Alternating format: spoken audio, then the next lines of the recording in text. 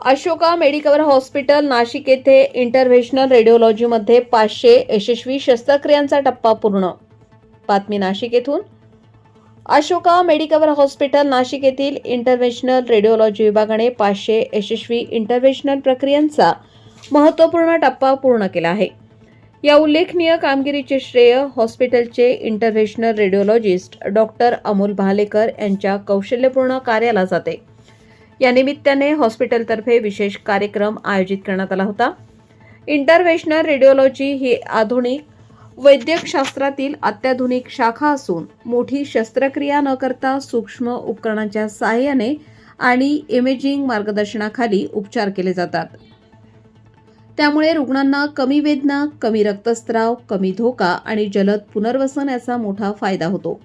या 500 प्रक्रियांमध्ये अँजिओग्राफी व अँजिओप्लास्टी, रक्तवाहिन्यांमधील ब्लॉकेजवरील उपचार, ट्यूमर एम्बोलायझेशन, व्हेरिकोस व्हेन्स उपचार, बायोप्सी, ड्रेनेज प्रक्रिया, डायलिसिस, कॅथेटर बसविणे तसेच विविध अवयवांशी संबंधित गुंतागुंतीच्या मिनिमली इन्व्हेन्सिव्ह प्रक्रियांचा समावेश आहे. अत्याधुनिक उपकरणे, अचूक इमेजिंग तंत्रज्ञान आणि प्रशिक्षित तज्ज्ञ टीम यांच्या समन्वयातून या प्रक्रिया सुरक्षितरित्या पार पाडण्यात आल्या.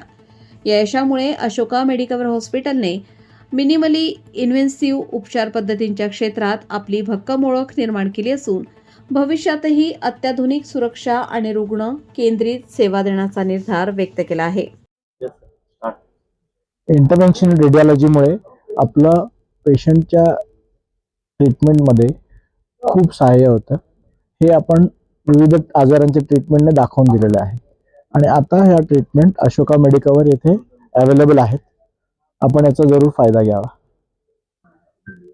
इंटरव्हेन्शनल रेडिओलॉजीमध्ये आपण थायरॉइडचे गॉयटर असतील, युट्राईन फायब्रॉइड गर्भपिशवीच्या गाठी असतील, प्रोस्टेटचा आजार असेल ज्यामध्ये प्रोस्टेटची ग्रंथी वाढल्यामुळे लघवीला त्रास होत असेल, असे आजार, व्हेरिकोज व्हेन्सचे आजार आहेत, गँग्रीनचे आजार आहेत, हे बरे करू शकतो.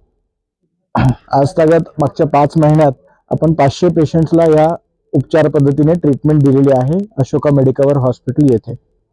आजार होऊ नये म्हणून सोपा मार्ग असतो प्रॉपर डाएट, प्रॉपर एक्सरसाइज आणि प्रॉपर गायडन्स.